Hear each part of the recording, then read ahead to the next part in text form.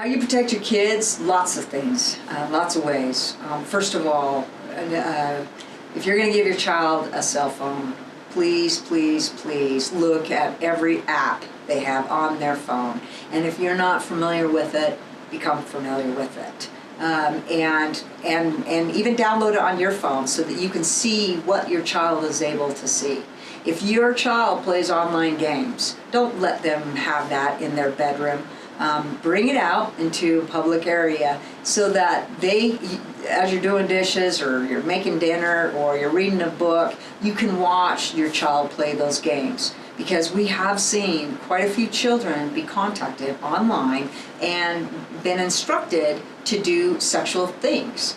And these kids will do it. And most of the time the parents are shocked that their child would even do it. But the reason they did it is because that person told them that they were going to put a virus in their game, or that they were going to do something to hurt the child or whatever. And so, you know, you got to remember these children's brains are not fully developed, and so they're easy to be manipulated. And so those are some things you can do.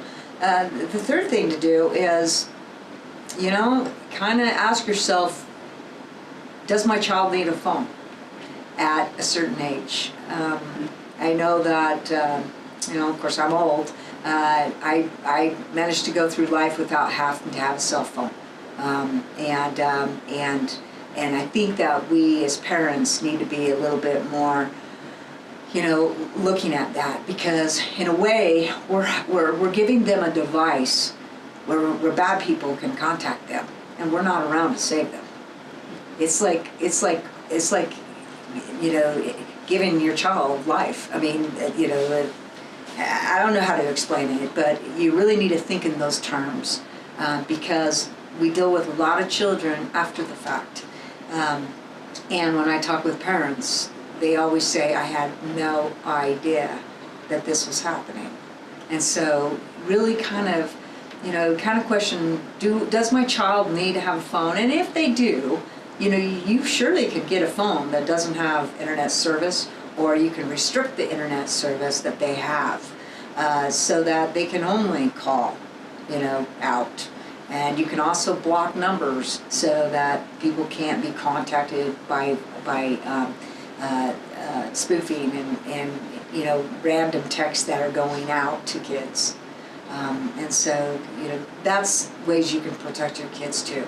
And then the other thing to do is to make sure you always, you know, keep that open communication and let your children know that if they make a mistake, like if they took pictures of themselves and sent it, you know, thinking that it was not a big deal, or because they felt pressured, let them know that, you know, I don't want to say let them know it's okay, but let them know that it's okay that they made that mistake, so that you can help them.